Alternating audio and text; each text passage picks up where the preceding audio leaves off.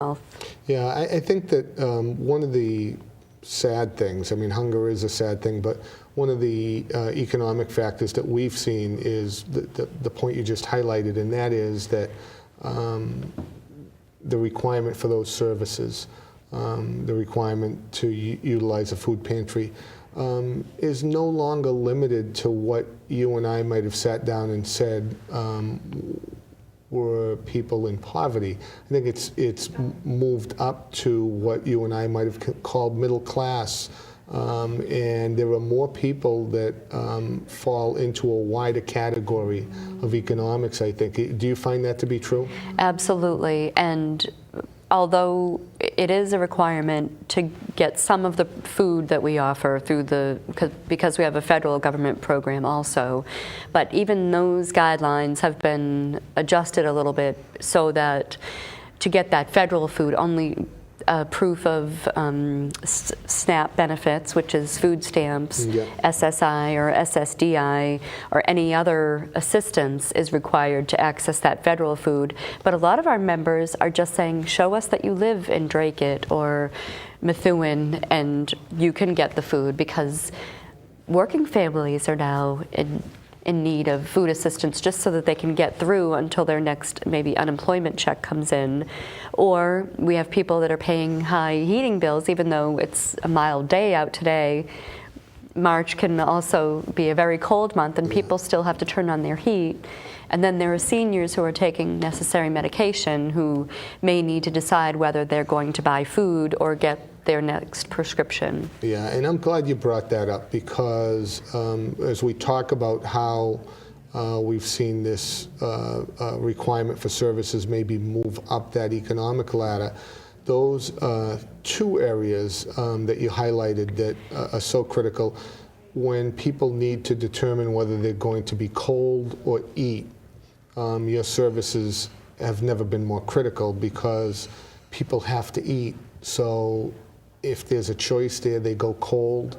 And for elderly, but not always elderly, but in many cases elderly, their prescriptions are so expensive, they don't have the money to pay for them, and they have tremendously adverse health consequences, but they have to eat as well.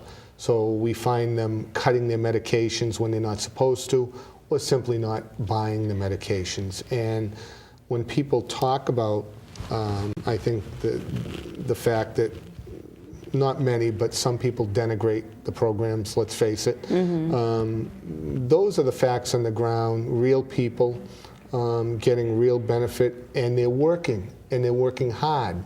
And they've worked maybe all their lives, and they end up in a spot where, again, as the wealthiest country in the world, I think we have an obligation to lend that helping hand where we can. So I'm glad you brought that up, and that was my own little editorial comment.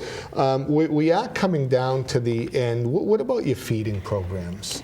We have our donated food program. As I mentioned, we have our members come in to shop for food that we've picked up for them and stored for them. So things, very nutritious foods like yogurt, cheese, prepared salads, bagged salads. We've got meat, cereal, and assorted non-perishable food that people have donated through generous food drives and things like we have happening in Methuen this month. We also have a mobile food pantry, which is a very unique program, and we deliver groceries to homebound seniors and disabled people in Greater Lowell who are not able to get to a food pantry due to frailty or illness. We also have a summer lunch program which provides between 7,000 and 9,000 lunches in a 6-week period to children who would otherwise go without that midday meal. Wow. And we also have a food rescue program which allows us to pick up food from 2 local supermarkets, which will be thrown away because it's getting close to date. Yep. But we bring it to agencies like Lazarus House and other programs that will distribute it to families, and they will eat it in the next day or 2. Yes. So it's a way to get the fresh fruit and vegetables into their diet. Yep. and prevent the waste and the cost that's associated with throwing food away. Yeah, that's an excellent program. I'm glad that we talked about those feeding programs. We're coming down to the last minute.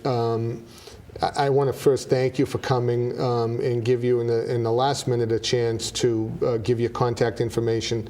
Any last minute plugs you'd like to give, and I want to remind everybody that we will have a food program in Methuen.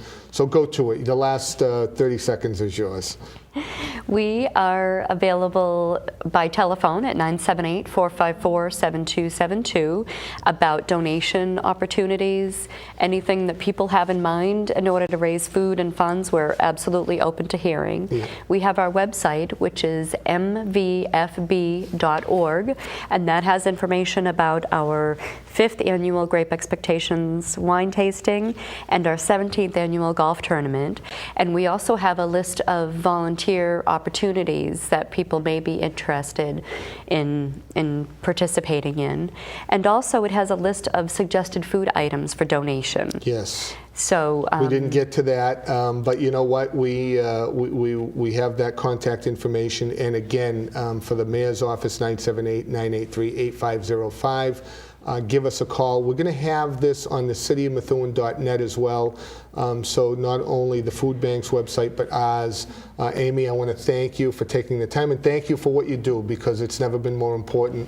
Thank you for coming by. Thank you. I hope you all join us in our food drive later this month. Until next month, I will see you after St. Patrick's Day. Thank you all for tuning in.